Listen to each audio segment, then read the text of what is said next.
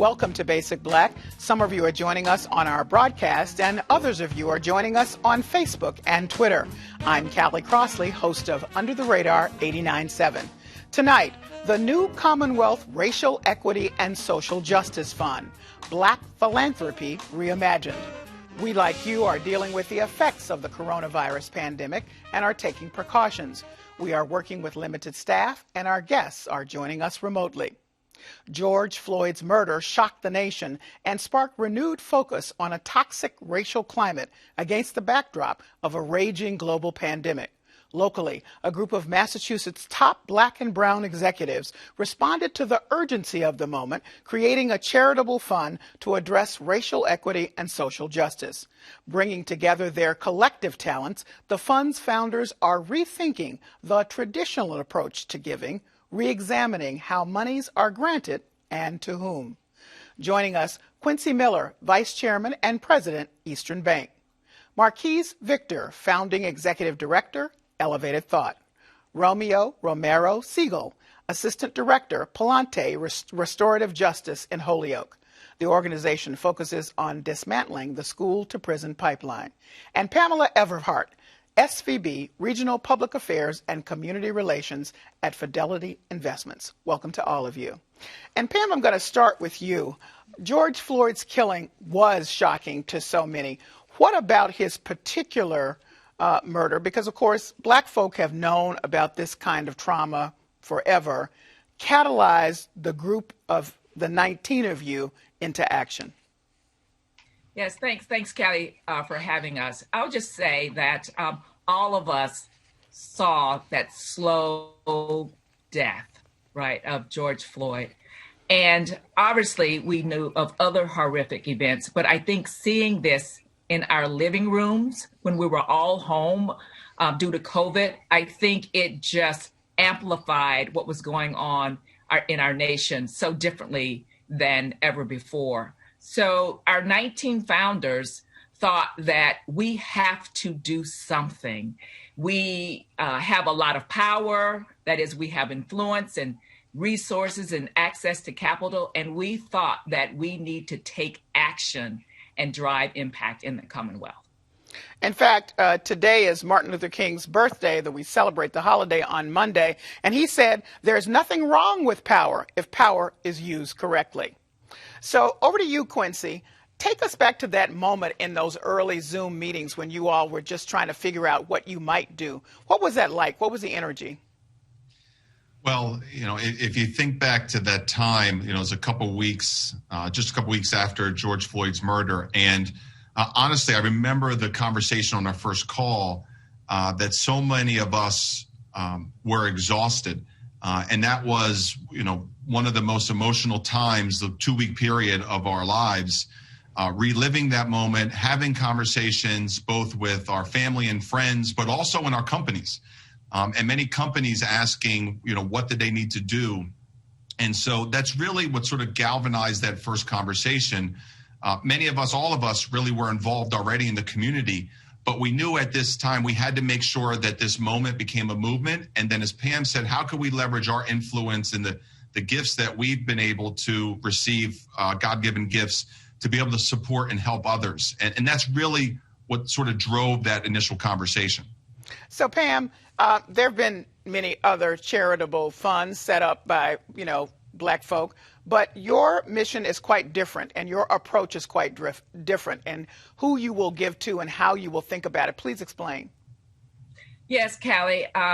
In terms of our focus, we thought that it was really important, particularly during this time after COVID or in the midst of COVID, that we focus on those small nonprofits who are doing the work in the community where they are being led by Black and Brown leaders. And I think that's what sets us apart from some of the other organizations, because they know the needs of the community. They know what needs to happen to drive change. They just need a lifeline. So few of the big dollars get to these nonprofits. And number one, because they just don't have the resources to make the applications. They may not have the resources to know that there is funding available. So we wanted to make our process easy. We wanted to be more trust-based philanthropy. So we can have a conversation with these organizations and these leaders to find out exactly where their needs are at this particular time. And Quincy, just to put a button on that, an organization called Bridgespan Philanthropic Consulting did a study and found there's a $20 million gap in the kind of early funding that organizations run by Romeo and Marquise work with. What's that about? Well, look, the reality is it's something that has been really called philanthropic redlining.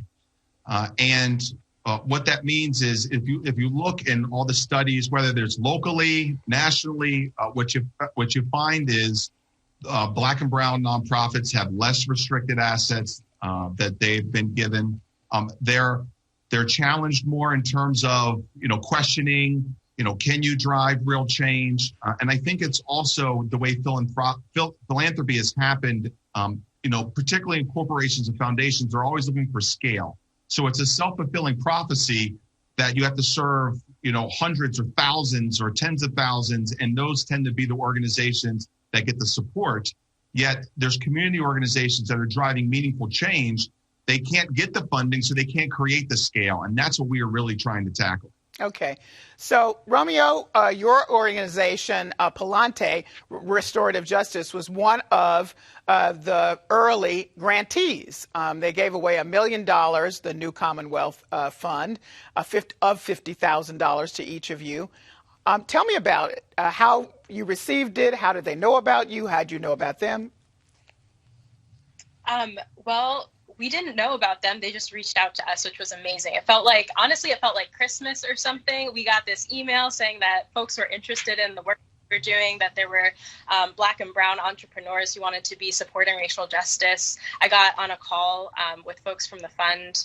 And then next thing you know, we have $50,000 that we didn't have before. And honestly, that's never happened in the history of our organization, where we didn't have to, go through enormous grant applications, really prove ourselves to be worth funding. Instead, it was just a conversation about the work, the vision, the dreams of our students. And then we ended up getting the first round of funding, which was it was amazing. We weren't expecting it.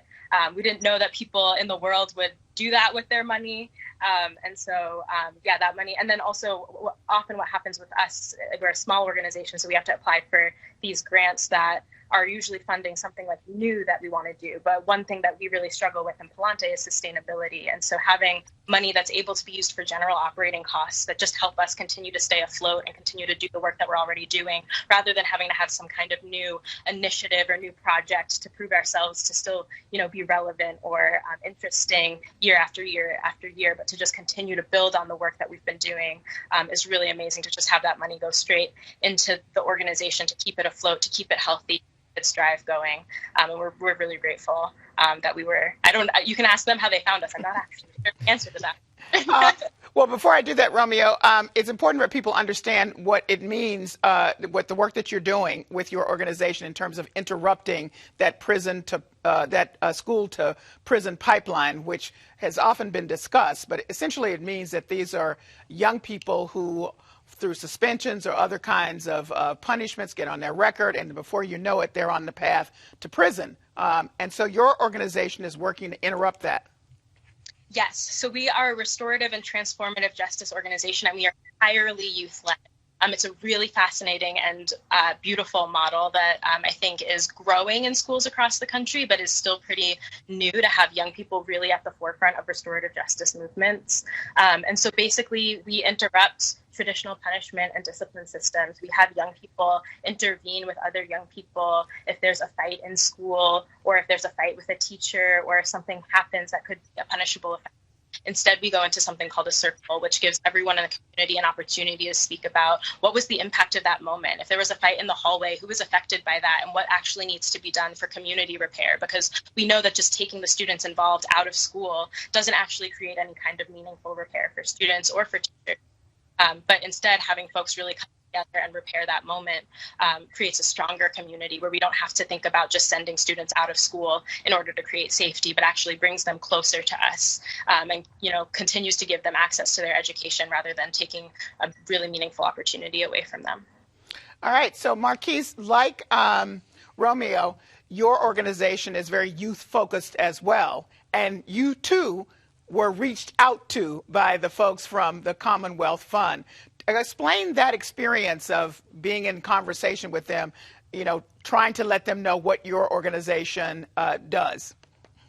Yeah, first of all, similar to Romeo, the first thing that crossed my mind is this a scam? Because it doesn't happen too often. And, we were on the call with Pamela and Jocelyn Sargent and with our program director, Amaryllis Lopez. And the feeling that we had after the call was, that was a very wholesome conversation. It felt real. It felt grounded.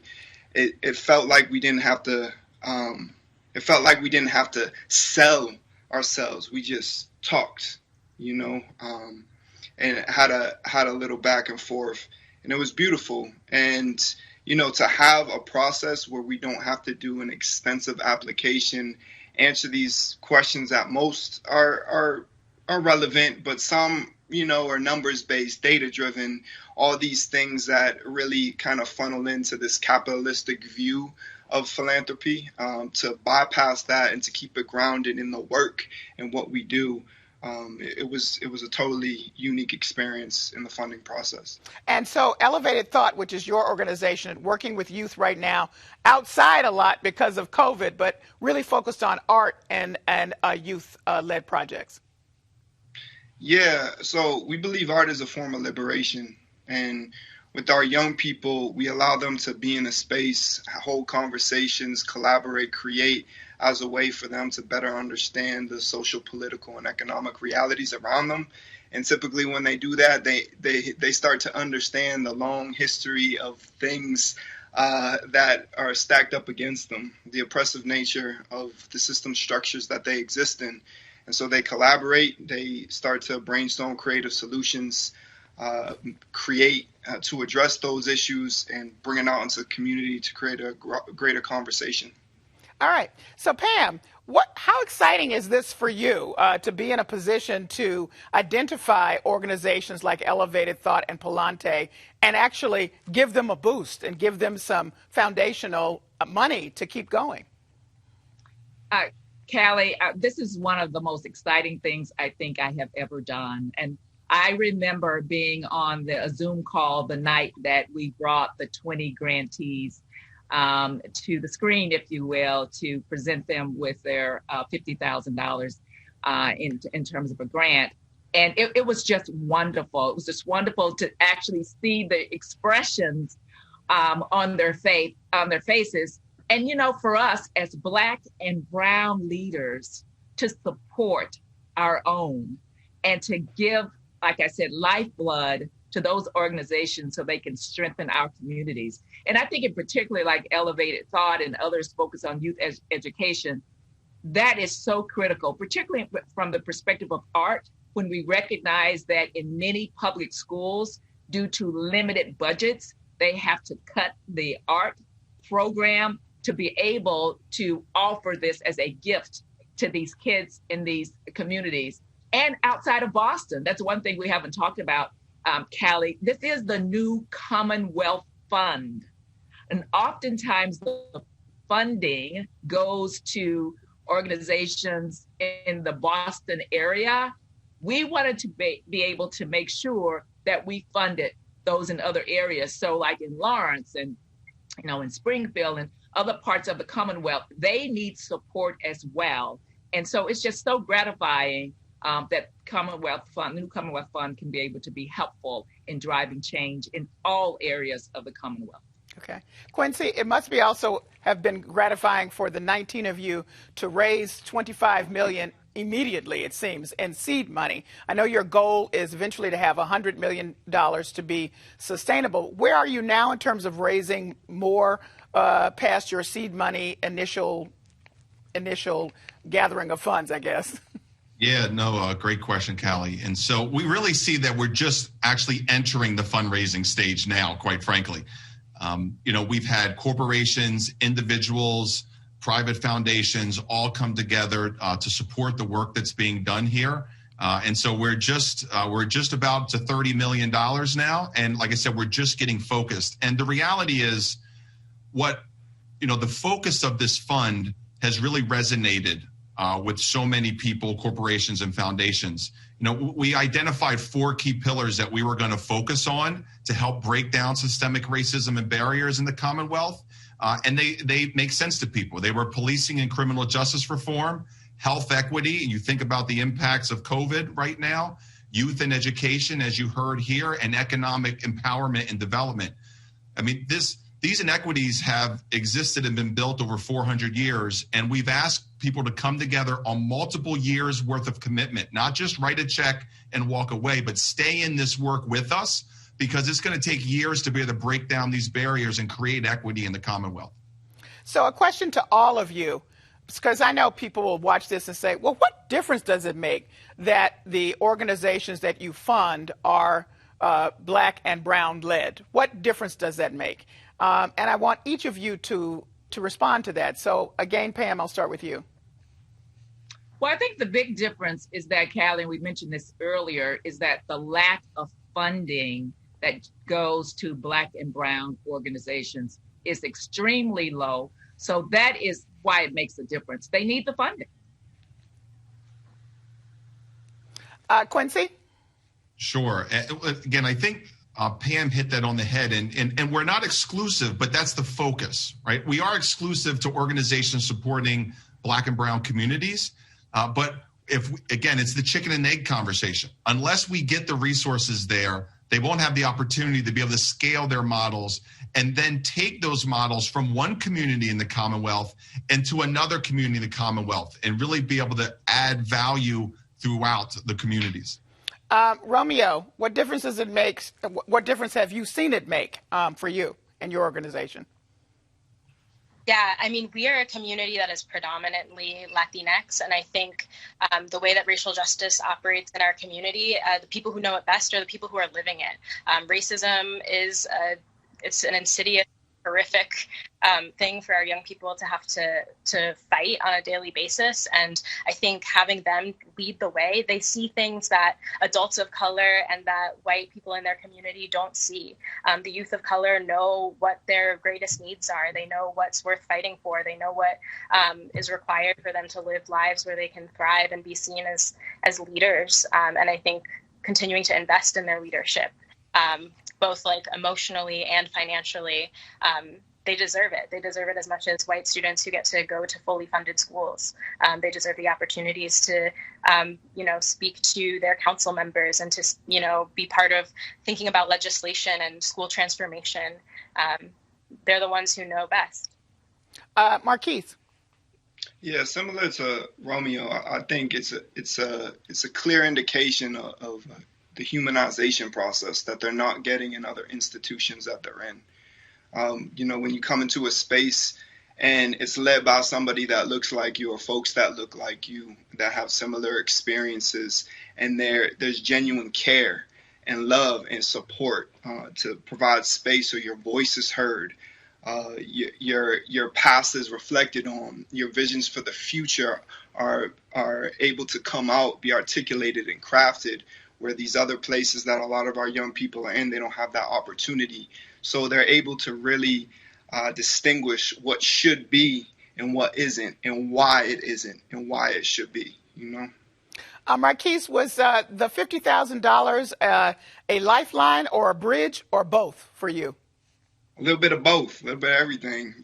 I think when you do this work, it's a grind and a hustle. It's always going to be. But I think there's this mindset that we have to destroy ourselves, both like mentally, physically, financially, to do this work, and it's typically predicated on white people giving us money. So they give us money so we can wear a million hats like we typically have to do.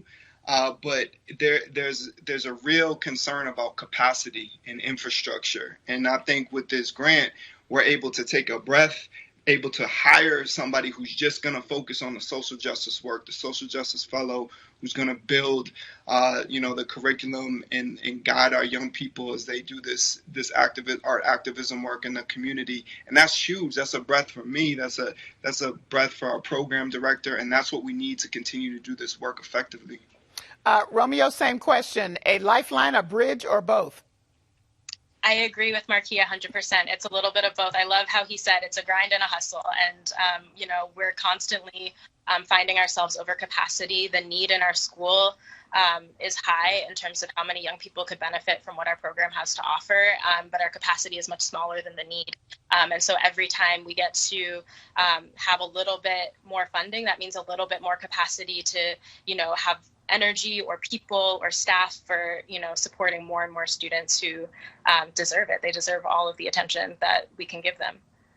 So, Pam, talk a little bit about Black folks and philanthropy in general, because there is a misconception that, that's not a part of the world of most Black people, though church giving is out there and doesn't get counted. So much like your fund, which is looking at non-traditional ways of giving and thinking about who you'll give to, are you also helping a whole community rethink its value as philanthropists? Yes, and oftentimes I think the data doesn't suggest or indicate all of the philanthropy that goes on from the perspective of Blacks. And our fund really wants to show that this is not true. I think, Callie, that not only will we be giving these grants from the New Commonwealth Fund, the 50,000, whatever else we might give, but I'm hoping then that this will be a way to market, if you will, these smaller organizations so others can see that they are there in the community. I'm hoping that the large corporations, now that they see these really good organizations doing the work, that they will step up and support those organizations as well. I run community relations for Fidelity Investments, and many of the grantees I was not aware of myself. So as I look at what we'd like to do in terms of driving impact in the community where it aligns with our values, then we might be able to then give another lifeline and a bridge to these organizations. So I'm hoping that this is a multiplier effect. Okay, Quincy, same question to you.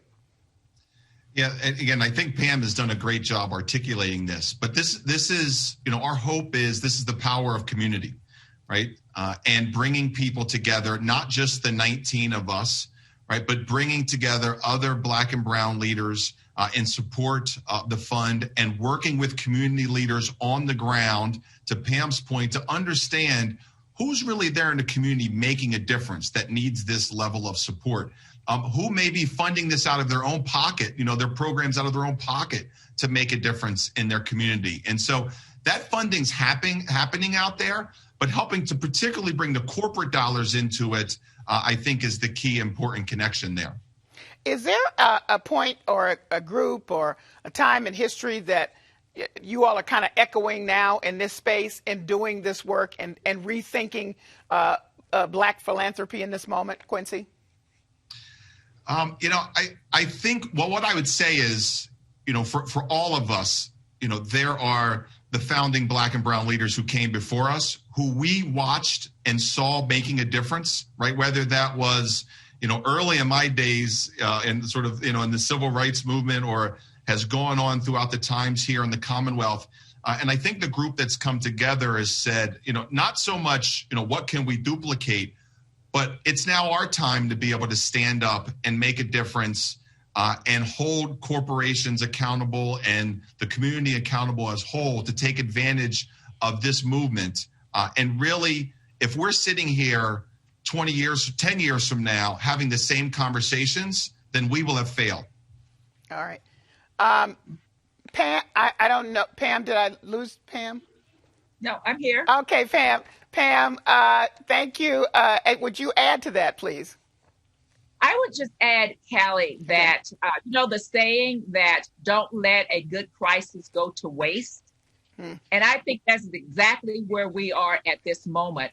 And this, and COVID and the George Floyd murders and all of the others, it gives us an opportunity to think outside the box, or as I tell my team, to think as if there is no box, and to be innovative and creative in terms of how we engage the community and support philanthropy. Okay, Marquise and Romeo, one word from each of you about how you're feeling right now going forward with your $50,000. Marquise. I guess encouraged. Good. All right. Romeo. Supported. Very good.